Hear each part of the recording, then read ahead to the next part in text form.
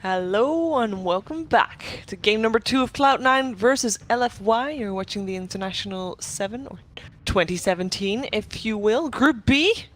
And LFY is undefeated still. Cloud9 lost the first game, and they're looking to get an extra point on board because they need them. They are 1-6 right now. They're looking to lose again. No. So actually, we're here with Syndron, and yeah, we're gonna see if Cloud9 can change their fate. It's not gonna be easy though. LFY has shown that they are arguably one of the strongest, if not the strongest team so far. Yeah, they're 9-0, and going 9-0, maybe they haven't played all of the strongest teams just yet in their group, but they've played some, and they have looked so good. And the last game was no exception. Like this is a team that I would be shocked if it's already guaranteed top 4. I think the winner bracket should be secured with 9 wins, right? They could get, what's the worst score they can get? Well, you're playing. You have 9 teams in a group, 8 opponents, 16 games. So they could get 9-7. So they can get 9-7. If they lose out now. Yes. Which I think would still be enough for 4th, but I don't think that's the score they're going to get. So this is a team we will be seeing in the winner bracket, well deserved, more or less. I'll almost guarantee that now that we will be seeing them in the winner bracket. Something really. I mean, statistically, it's probably still possible for them to just miss out, but realistically speaking, you know, they're good enough. Cloud9, however, they're not fighting for their lives, but they need to find some momentum and they need to get some wins. Because at this current point, they could actually end bottom of their group, and then they're out. And this is a team that, you know, all the teams going to this tournament are obviously have high hopes and are hoping to go far, and maybe a lot of them are expecting to place at least top whatever. But the absolute thing that everyone wants to avoid as a bare minimum is to not get to play on stage. You really want to avoid that. So every win counts a lot. The bottom of the group right now, I think, is like 1-5, 1-5, 1-6 or something like that. So HellRaisers and DC are the other 2 teams with Cloud9. They're in the same boat. So just a couple of wins can take you far. As long as you get to the main event, then you're playing like these deadly best of ones, but at least you have a chance to fight for placements. And then at the end of the day, if you don't make that, then you know it wasn't your tournament. It looks like it could be LFY's tournament this time, or at least they will go far. So Cloud9, similar opening, actually the same one as last time. Sanking Silencer. Different draft order though. The first pick this time was with LFY, who took the Earth Spirit. And then their Death Prophet again. So. What do you make of the Arc Warden ban? I don't actually know what LFY are doing with their bans this game. The Bounty Hunter and the Arc Warden ban stand out as pretty strange. This can either be because they have some intel on a specific Cloud9 strategy that they're expecting they would run, or that they are trying to plant a seed for later in the tournament, trying to be a bit less predictable with their ban patterns or something like that to mislead future opponents, feeling very confident. Could be the case. So you're saying they might be feeling confident enough to take the second game off of Cloud9 and therefore not playing as crisp as they otherwise would. I mean, I think they're going to play really well. That's not the and they're picking comfort picks already with Earth Spirit and Death Prophet, but maybe they just, you know, they're mixing things up a bit in the bans, maybe to get to play against some different heroes. I think they're very confident that they're going to win this game. I think they have the reason to be. That doesn't mean you get overconfident and cocky and just start picking bad heroes and giving away really good heroes. As long as their lineup makes sense in their optic and it's good against the opponent, I think they're the clear favorites, and that to do that you can ban a lot of different things and still have a good lineup for yourself. There's the Drow ban, however. That's a ban they did the last game as well, so this makes sense to me that they get rid of that. I cannot explain you why they're banning the Arc Warden. I don't know. No, Bounty Hunter was played by AOI earlier this tournament already, but this is also the first time that there's an Earth Spirit on the side of LFY. They could be banning the Arc because it's good against Earth mid. But Arc Warden is played safe lane, I think, in pro games. I was just thinking, like, what is the reason? What have LFY done differently in this game that would make them want to ban an Arc Warden that I think Cloud9 hasn't even played? And the only thing that comes to mind is if it were to be a mid-arc, then maybe that's annoying for Earth Spirit, because if he rolls in, he can get slowed up and counter-killed. But there's so many heroes for that I just flat out don't know. Alright. Here's the Lina. That's a hero Fata has played. Comfort hero for him. Previously. Could also technically be a support Lina, together with the support Sanking, and then the Silencer could be a core. So, still options available for Cloud9 in that regard. I guess so. I just think, Fata will probably play Lina though. Like most likely. It's nice when you open your draft like this that you have the option to swap if necessary. If they, let's say this Lina core gets ultra counterpicked, then they have options to move it around if they think that's a better choice. A hero that I think could be very interesting for LFY in this game would be Oracle. I don't know if they've played it yet, but would be a nice pickup. The only problem he has is Silencer. They did? Yeah, they played it twice. Okay. It's a good hero for DDC's playstyle. I think he's a great type of player to play Oracle on. He's very good at positioning and playing defensive supports. His Dazzle is very superb. Very known and proven.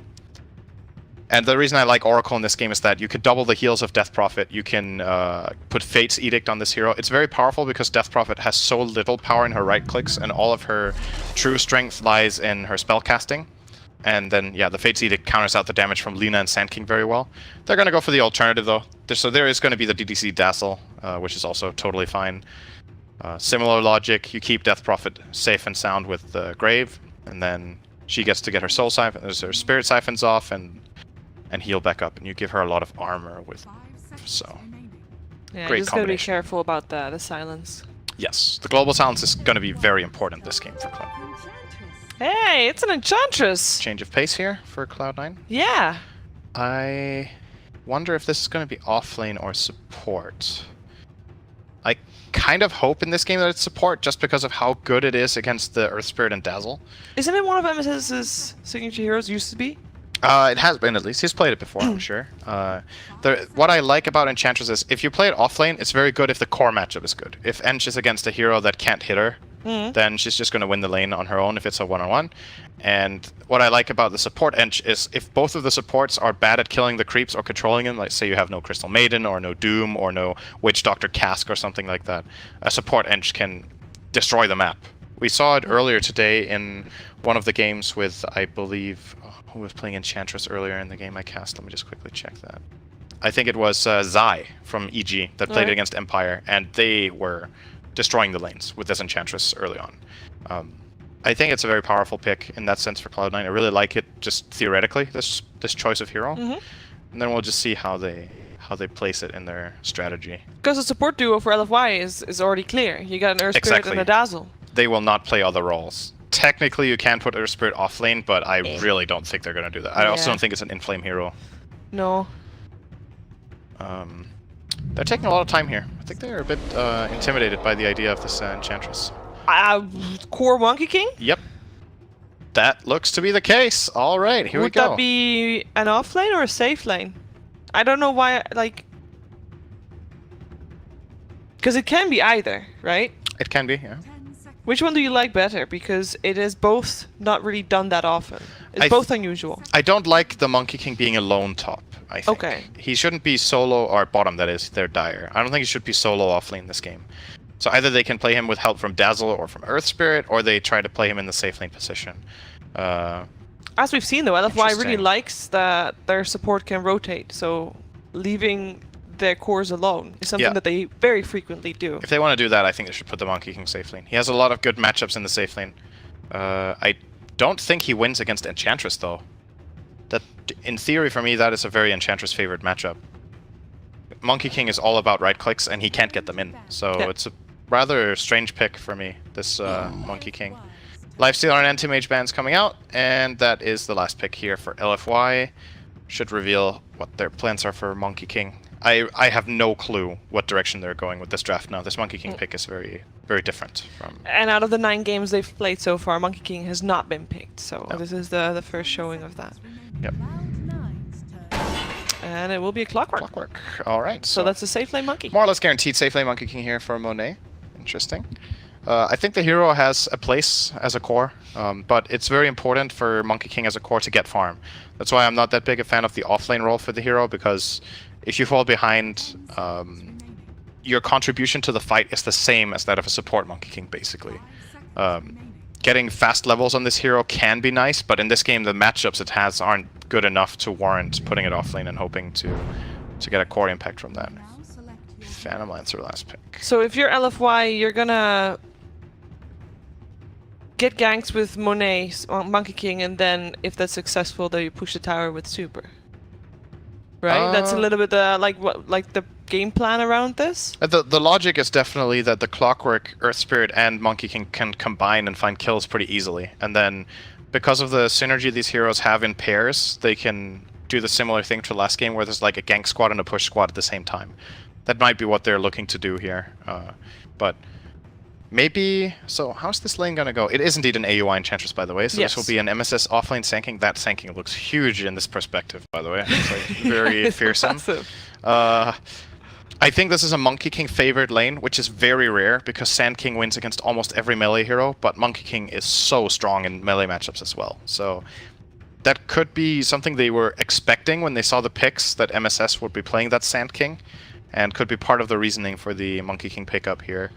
It's a pretty good PL game though. And similar to last game, I don't think Cloud9's draft necessarily has problems later on if things go well. They just need to get off to a better start. It's simply, they can't have these this deficit of 15 minutes again. So pressure on AY. Pressure on AOI in a sense, but I think this time in a way maybe also a bit pressure off because they can just play standings and take it a bit easier maybe. We'll see how it goes. Okay, predictions are in. Team with most Roshan kills. I think LFY are going to win the game and that they're the stronger team, so I think they're also going to get Roche. Last player to be killed. That is the player who dies last, not in the game, but the first player to get, last player to get his first death of the game. Yes. I think the Death Prophet will possibly not even die this game. That could happen. But he is going to be a target that's going to get ganked. He is. Yeah, it's actually pretty difficult to pick this. Monkey? No, he's very squishy. It's Kara Monkey King. I'm okay. Let's do Monkey King. That sounds cool. First blood, 0 to 3 minutes. I'm down with that. I think when there's an Enchantress in the game like this and an Earth Spirit, there's going to be a quick kill. Yeah. Team with first barracks, LFY. We're going to go with them as well. Yeah. Okay. See how much we get. As well. So Inflame gets scouted out. I really like AOI's Enchantress, by the way. Never mind. Wait a second. Hold that thought. Roly Bully in from Afu. They find themselves a tournament. He can doppelganger to the other side of the trees, though, and he should be okay. Whoa, what is Inflame doing here? I'm not sure if maybe he misclicked on the map or something, because that was a mistake. That was a bad play. First blood did indeed happen 0 to 3 minutes. Yes, got that prediction right, and Envy gets the kill for that as well. So great start for him, and that was a bit of a giveaway, perhaps, but. Wow, you can still predict it, guys. If you didn't check that, you can still predict 0 to 3. The predictions end now, so that's your free point of the game. 3 points. Nice one. That's funny. I honestly have no idea what happened to Inflame there. He just kept running in. Yeah. Not sure what he was expecting there. But nice first blood for Cloud9, as you said, and it went the way of Envy, so good head start for him. He's going to get his poor man and probably work toward a fast ring of Aquila, I would imagine, for this type of lane. Oh, what do you make of this sentry? Is it blocking things? It's blocking the south camp, not the north one. And AUI gets a Centaur, which is pretty decent. That is very good, actually. And he might smoke straight away and try to make a play top with the Sand King here. Yeah, he's got it in his infantry already. AUI, of course, used to be known for his Chen. Yep. And Enchantress is a surrogate Chen. He finds himself another Spirit, though. Can't really rotate from mid right now, at least not as a surprise. And we have also got a Dazzle coming to help Afu, who's able to roll back in to the help of DDC. AOI is just fine in terms of health, though. He's not in any danger just yet. Forcing 2 heroes to come his way is actually very nice for the Sand King. This gave a lot of space to MSS, and because of that, he's getting a little bit of a level and pressure advantage here in the lane. If Enchantress comes in from the right now, they could get a very good opportunity top. But instead, he's going to go mid with at least this Wild Wing Ripper. It's going to be annoying for a super. And this early stage just already looks a lot smoother for Cloud9. Yeah, they have a solid plan about how they wanna handle this. Yeah. And it's working out. So far, so good. Inflame is getting pressured a lot as well, bot lane. They're winning all 3 lanes right now. Very nicely. Fata is actually destroying mid currently. He is forcing DP to use her salve. He's up 12-4 to 3-0 and is holding the middle lane in the river. So this is very, very different from the previous game for Super. Top lane, Enchantress going in. Yeah, there's a stun available, but he can't really get a range of DDC. It's too speedy for him. You gotta get that angle right. We need some Clockwork, gets forced back behind the tower as well, as we have also got AY pressuring Afu. AY is putting in a lot of work. He is still level 1, but he's already been helping out mid. That tornado was massive. Helping out top. Making sure that he gets chased down. Well, Pi might be in trouble here. He wanted to deny the rune, but Clockwork has 20 more waves move speed. Oh, that's a kill for Inflame indeed.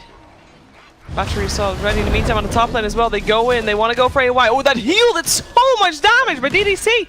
MSS does not have a Burrow Strike unless he eats the mango, which he might be forced to do. Nope. Doesn't get the chance for that. Double kill for top lane. For Monet, actually. So that's the core right there. And all of a sudden, 3 kills on the board for LFY across the board, across the map. Yeah, they're using this heal bomb very nicely with the 2 melee cores running in close. And this is something.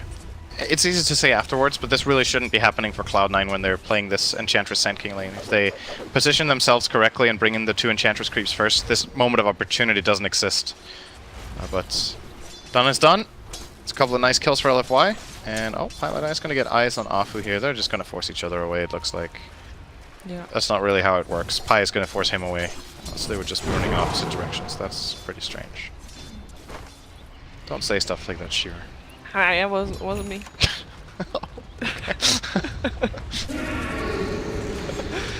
This is something we've seen a lot more in this tournament, actually. Soul Ring, just as an item in general, it's getting a lot more love. This time it's going to be the Phantom Lancer of Envy picking it up.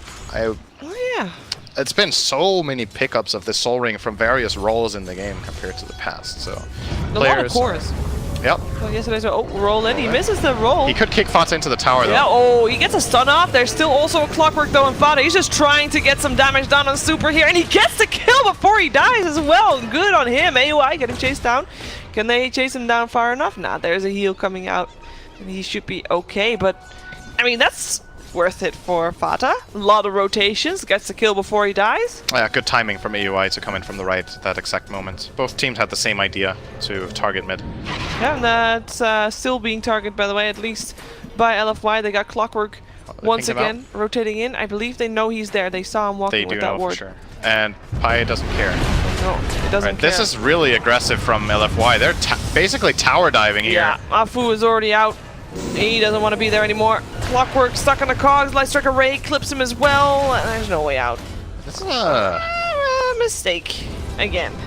This is straight disrespect, Sheaver. Yeah, they are a little bit cocky here, and it's they don't care for Cloud9. Well, they should, because they're getting punished for it. Yep, they are. C9 have some much better movement patterns here, and their farm is also looking very good. Yep. Both the PL and the Lina are having good starts. Enchantress is having a good impact with the movements, and this looks to be a completely different game already at this rate. Yeah. LFY's lineup will not be as dominant as the last one. Well, indeed. What do you think? Like Enchantress obviously has been rotating around a lot. At what point should she focus on herself? Because she just got level 3.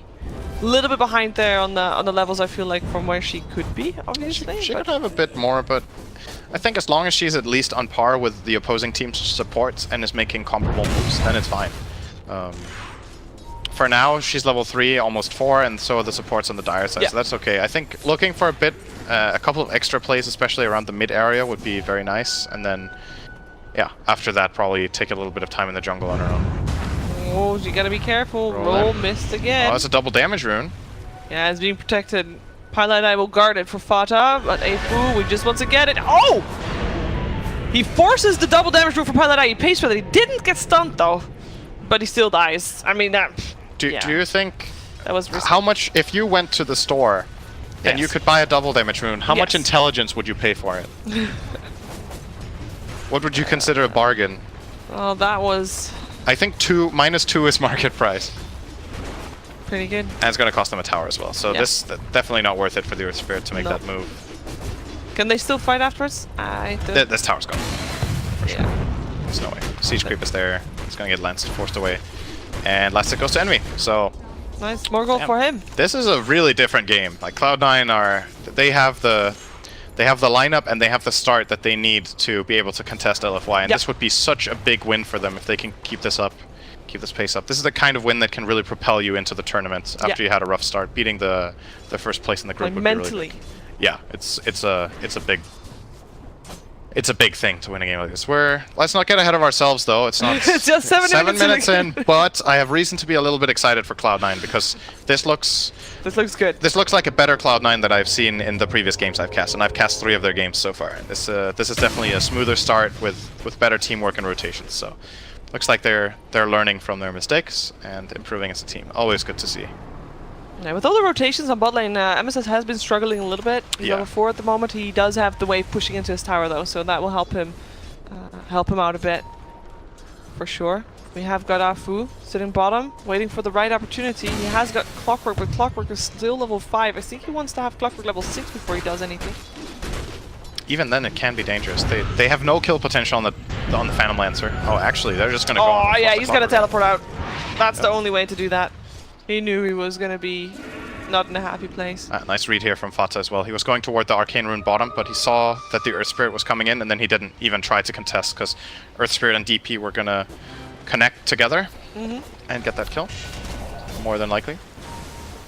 Yeah, I mean, at this point, they're already ahead. They know they are ahead, so they can just focus on getting a bit more out of the map at this point. So they get some farm on the Enchantress. You see AY just mostly focusing on the jungle, perhaps soon rotating again out of these level 4.5. Get MSS focusing a bit more with this the waves pushing in, so they can just relax, they can chill. Yep. There's no pressure. Pressure is a little bit on LFY and perhaps more specifically on Afu, who is got well, he's still pressuring bottom. He wants to pressure bottom, but he's trying to maybe soak some experience. He's got to get out of there now. Let's go to the store, just do some shop. Didn't really mention before this game started, but in my mind, this guy is a top 3 player in the world on this hero. Afu on the some of the plays I've seen from this guy on this hero is absolutely incredible. Alright, if you say top 3, then the other 2 are what? Baboka and Jerax? Jerax is definitely, legacy-wise, I don't know right now if he's as good as this guy. This guy might be the best player in the hero right now, but you know, when you talk about it just historically, Jerax definitely has to be mentioned on that. And I'm not sure who the 3rd guy would be. NV rotated for Super. Super gets graved up for the moment. Is there a heal available though? I think he's still gone for tries to do what he can, but he didn't even get the Siphon off anymore. The rest of his team is helping out though. They managed to take down Fada. Can they get more is the question. They back off. Afu, he is not able to back off. He's got a Fairy Fire and a couple of stick charges, and he is not using them at all, so he's... he would have died anyway. There's stick plus Lance from Envy actually available. But, alright, 2 for 1. Yeah. Another successful move from Cloud9. They lost a little bit of gold advantage, though, over the last little bit of time here, and I think it's mainly just the top lane where Monet is gaining so much on the sand. Yeah, at what point are we gonna see Monkey actually do monkey things? I don't know. He's currently buying Battle Fury. Don't do this in your pubs if you're in my team, please. They're just gonna give Odie picks what he wants. He battles Battle Fury in every melee hero he plays. Yeah, I've seen his stream. I should have closed the stream when he played that, but I didn't. There's something magical about that. Something special you don't see every day. I mean, I guess special is a word for it. Yeah. So what do we think about a Battle Fury Monkey King? I can't really judge because I really don't know how this hero is played in the safe lane most of the time. It's very uncharacteristic in competitive games, so I'm not sure. I think he's getting it mainly because of the Phantom Lancer to like safeguard against him later and keep the farm up so they surely can scale as well. Oh, MSS is in trouble here. Yeah, I guess the stun up, the silence there as well as Afu. He can roll in if he wants to, but he is gonna let him go. He can just stone kick him here. Kick him. Or roll. Yeah, that works as well. But meanwhile, the tower fell. AUI took advantage of that little bit of space that MSS gave him to get that tower. And at the same time, the Exorcism mid did not bear too much fruit. They got about half. But Cloud9 still looking very good and looking poised to go mid with this Exorcism down. Yeah, they've been pressuring this mid tower for a little while now. It is costing Envy perhaps a little bit of farm sticking around here like that. Having a bit of a standoff. Yep. You think it's worth it? If they get the tower only, worth it? Or... Yeah, I think having the PL and the Lina in the lane together right now, as much as they are, is not the right play. I would like to see the Lancer just play either a bit more in his jungle or around the top area, which should be the safest play now. Yeah. With that top tower gone, if they can get a ward into the Dire jungle, that would be a pretty safe area for him to play in. It looks like it's going to be the other way around, though. They're going to move Fata instead. And maybe try to find a pick on the Monkey King here. He's currently sitting in a tree, though. He does not see them, I think. Correct. So this ward will be planted successfully. Did they see him jump? No. No, I don't think so. Well, he's on his way middle. But he's spending a lot of time just hopping around here. He wants to go for Envy. Yep. Oh, Envy's actually going to run into him here. The stun comes in, he jumps forward, he has got the clockwork there as well with the battery assault, the silence is on, and there is no way to hide. Beautiful kill. Very nice. Taking advantage of Envy using the doppelganger previously. They know his, either they know or they're guessing that he has the skill build that he does, but this is a level 1 doppelganger, so it's really long cooldown. If that was level 4, he wouldn't have died, he would have had it again. But he went for the 4-1-3 build, which is, I think, pretty unorthodox right now. Yep. They're diving pretty fast, or they hope that they can dive pretty fast, let's put it that way, while the tower gets taken down. But it doesn't look like Cloud9 is actively defending this. Nope. MSS has been quite silent as well. He almost got his blink dagger. That will cause some ripples. Hopefully for Cloud9, get some tempo going. Yeah, tempo is a good word for what they need right now. I feel like they're slowing themselves down a little bit too much. Oh. Hookshot on the Enchantress, but that's a tricky hero to get there as a Clockwork. He has got some help though. Super is there with the Siphon as well. He's got the magical damage going. The Global Silence comes out to try and defend AY. It is successful also with the stun there from Fata. But that was a defensive global. Yep. That's a costly one. We'll see. The exorcism was used as well, so arguably there's a trade-off there that LFY can't push a tower with this one. And those two abilities more or less overlap in cooldown. Actually, Global's going to be ready before, so might be a little moment of opportunity. Envy finds the Invis rune. Just going to land us down here. Oh, they're actually going for him. Fata will get the kill though. Whew. Yeah, he did place sentry. Earth Spirit is on Ench. Will kill him here. Ooh, yeah, there's no way out for AY. Nice stun. Doesn't save Phantom Lancer anymore though, and Super chases forward for Fata. He's got a Shrine to help him out. In the meantime, the Sand King, he's got his Burrow Strike up, goes for the Monkey King. Monkey King already used his ultimate. He's got to stay in there. He's able to stay in there, but that Sand King was able to kill off the Clockwork. Super looking for more pilot die is very far away though. Teleport in, Dazzle? Nah, he's not gonna go for that. He might have actually reached him if he tried. I think so, but he didn't. I don't think he realized he was that close. Overall, though, that exchange was favorable for LFY. Yep. Got one extra kill and a lot of gold in the Earth Spirit, which is always nice. This hero actually benefits a lot from money, similar to... in some ways, the hero is similar to Sand King and Earthshaker in how it wants to play. You want to get either a utility item or a Blink Dagger, and then you want to just try to initiate and set up for your team, or wait until the fight gets put in a position where you can get a really big AoE combo. So I was expecting to see Blink Dagger from him, but looks like he's building toward a Yule first. Already committing now for the Void Stone, so will not be a Blink first item for Afu. Yule obviously has its merits when you're against Silencer. Nice way to get rid of that global, or keep yourself alive. Can counter the Sand King combo as well if he sees him. Can maybe catch off the PL. If you Yule the PL, you set up a very easy silence for yourself if you're fast enough and have the good timing. There's always plays with Yule Scepter. It's a good item in general. Looks like Cloud9 wants to invade enemy territory. Oh, that is a Clockwork in trouble. A lot of trouble. There's no way for Inflame to get out of that one. And the rest of his team is not anywhere near enough to make a counterplay here. We have Afu still pushing on the bot lane, perhaps feeling a little bit more safe to take the tower. Get some pressure in. There's 4 people behind this tower, and even Fata is still fairly close by. He does now teleport bottom to defend that tower.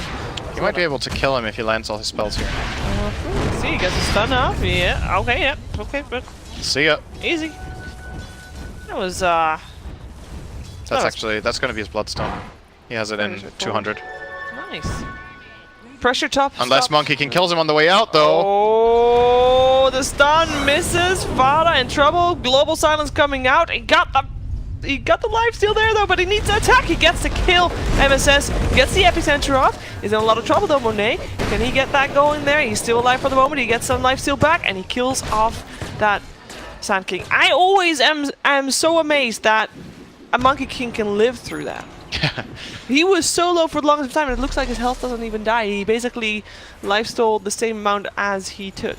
Jingo Master is a pretty good ability. Pretty strong. In the meantime, on the top lane, AUI is getting chased down. There's a Death Prophet with his ultimate on, and that was the death. Oh, it looks like LFY are starting to do LFY things now with this spread on the map again. Like Monet is down here, reads the movement of the Lina, kills him off alone. There's a Pilot Die, stuck in cogs with Inflame. Exactly where Inflame wants him. Flare there, a couple of hits needed, and that's a dead silencer.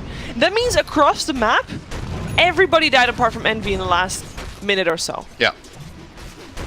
It's just very coordinated the way they're moving around, and this Monkey King play as well was really nice. Like he jumped on the tree, Fata saw him, and then he jumped down before the stun came off on the tree, kills Fata, and then the Clockwork connected, and they got the secondary kill on the Sand King, and then Clock straight onto the next play, again.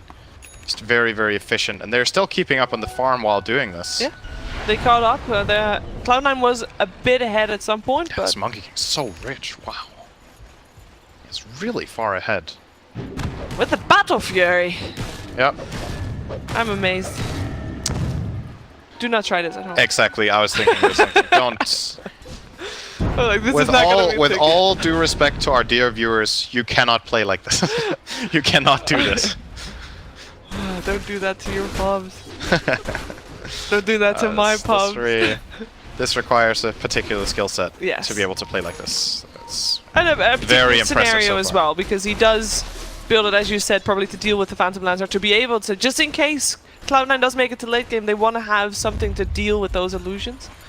You gotta be prepared for everything. The weakness of this Battle Fury build-up is compared to other Monkey King builds, like sometimes you would have a bit more tankiness early on. Oh, wait a second, mid lane, that's a dead Envy, I think. Global Silence comes out to try and help him, his doppelganger is up, but he doesn't get it off. Nice Burrow Strike, Epicenter though up on 2, Clockwork, as well as DDC's Dazzle. Go down, Phantom Lancer. No, you got 2 in return. Nice counterplay, and they get the tower as well. Yeah. It's actually slightly worth it, especially with that tower helping out. You don't see that in the gold change, but it does make a difference. So what I was getting at with this Monkey King build, just to quickly try to summarize what makes this difficult to play, is that Monkey King as a hero depends so much on getting the Jingu Mastery stacks up. That's what makes the hero strong in fights, is that you get those stacks running. And in order to enable that, you would often see Monkey Kings go for fairly stat-heavy builds, something like Sanjin Yasha as a core or Vanguard, that type of build, so you can get Jingu up. When you go for Battle Fury, your margin for error in fights is very small, because if you get caught out, you have almost nothing defensively to fend for yourself. So he needs to play very, very cleanly in the fights. He's done so far. He already used his stun. He's silenced up now as well. He's trying to make it out to safety. He has got some help from his teammates. Envy, Highlight Die, AY, they're all there, but they're all not able to save him. Does end up dropping. Clockwork's Flare. Yep. Killed off by the Flare, and there goes the tower. That's a sad way to go. Another very quick and aggressive play from LFY, diving in between the towers there and finding the Lina. I'm gonna grab that tower as well. And now, the thing is, if Monkey King is in this position and he gets this build and it's going this well, he's actually going to get so farmed this game. Monkey King has really good damage, so this Battle Fury is going to very quickly clean up waves. He can wave clear so quickly because he, in addition to having this Battle Fury, he has 2 AoE abilities. Both the Primal Spring and the Boundless Strike will be able to clear out waves and camps quickly, so we'll see Monet get very, very farmed. It almost feels also somewhat like it doesn't really matter. He got pinged out. He got pinged out. I saw him jumping. Oh, and he's actually realizing that it's too late. He's still down. Oh, the damage. That's gonna hurt. Wait, what? No, because it's maximum damage. It's maximum range. At some point, if you're maximum range, it stops doing that extra damage. It didn't even hit though.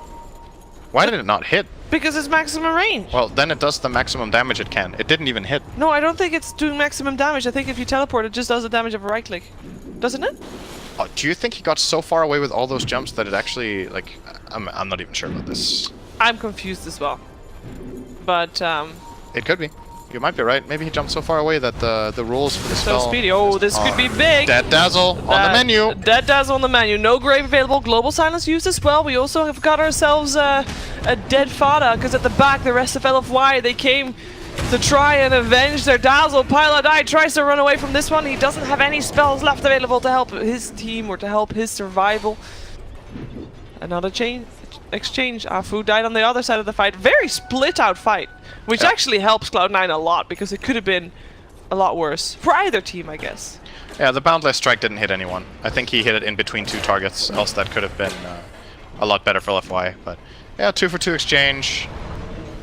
Pretty alright overall. The main thing is still just how farmed this Monkey King is getting. The 4k difference in net worth is the Monkey King.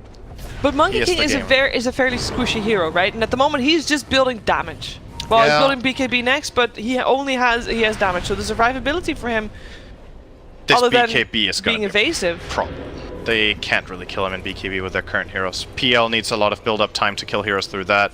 Lina is not farmed enough. The Enchantress Impetus is a chance, but the way Monkey King takes fights, he's going to pop this BKB and just start hitting heroes, and if his lifesteal procs, he's immortal. Yeah. Because then he can lose like 1500 health, press his first spell, the Boundless Strike, and just go back to full. So this BKB is going to be a really big item. LFY again, just showing why they're the best of the group so far. Like the moves and the decisions they're making, they're just really high class. Especially that bottom tower kill they got after diving Fata the way they did.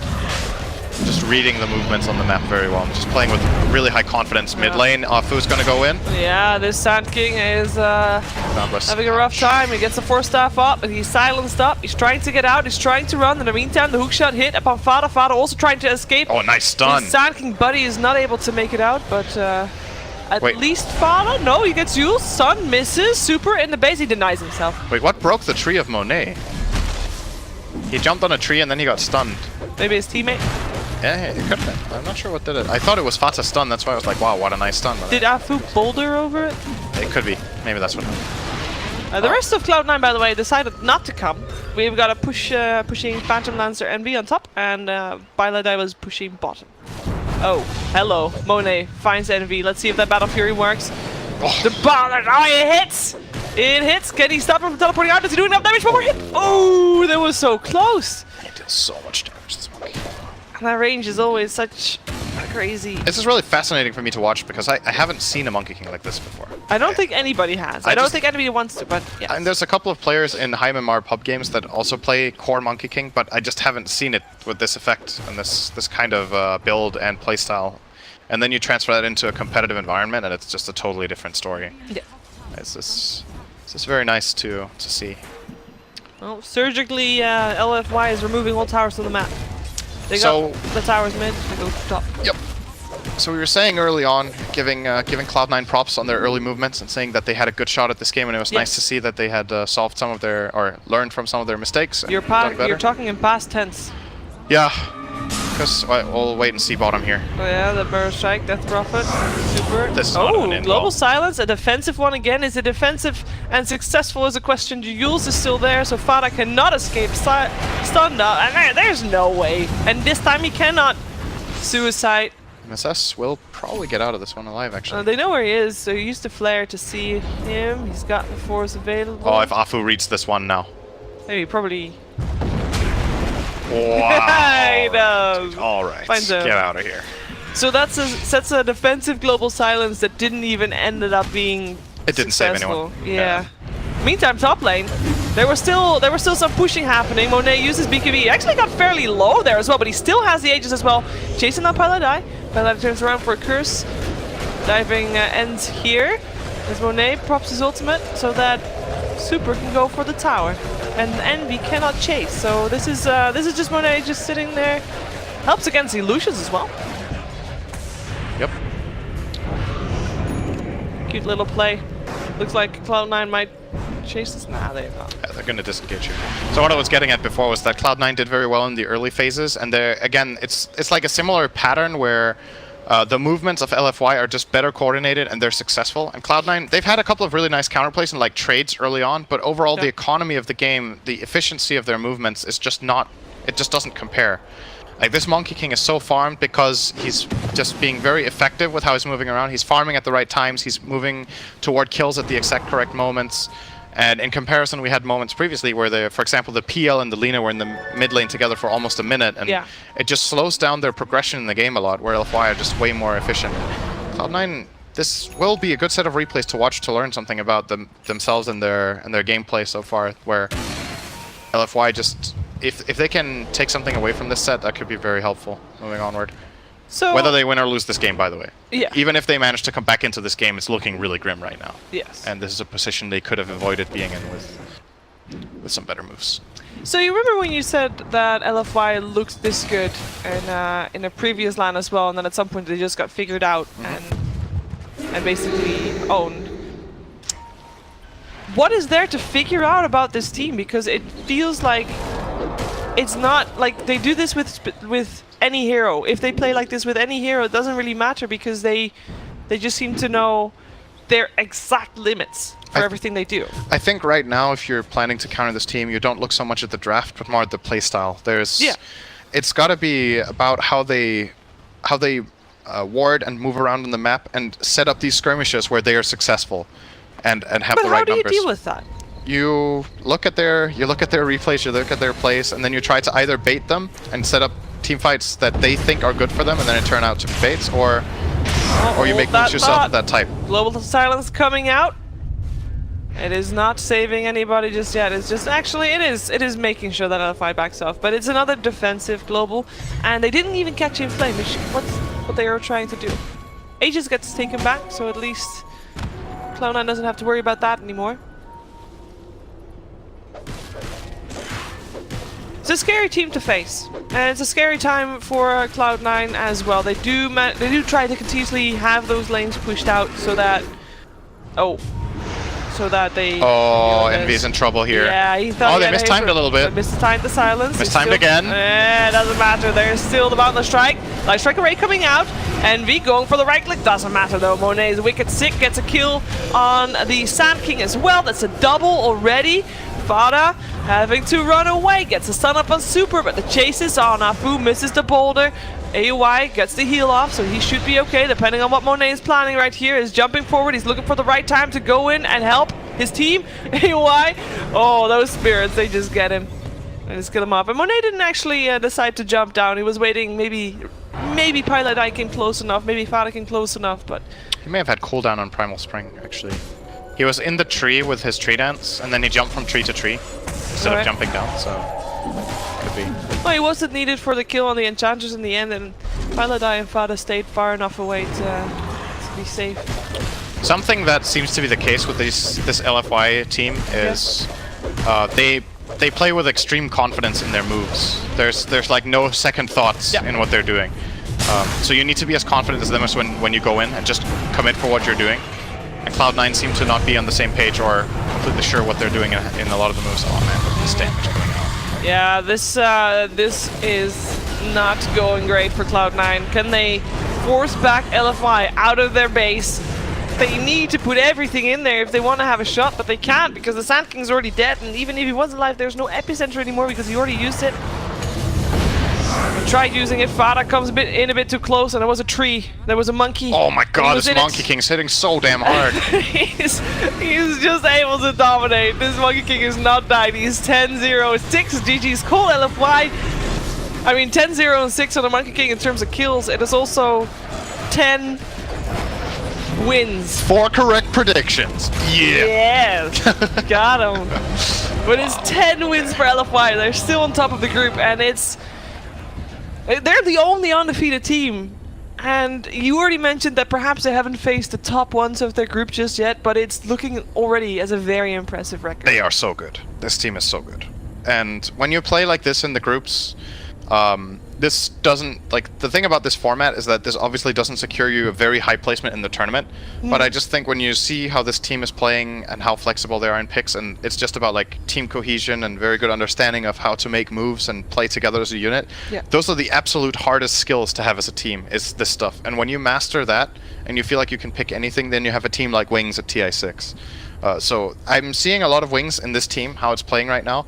That does not mean that they will go on to win the whole thing or even place top 3, but if they play like this and the other teams play as they have so far, this is one of the favorites for sure. Like, they are really damn good right now, LFY. So, impressive, all I can say. Looking very, very sharp. And this is a team I'm going to have to watch for the rest of this tournament, how they're going to do. That is... Yeah, and I mean, Cloud9, sure, they have not got a great record. They are now 1-7. 7, yeah.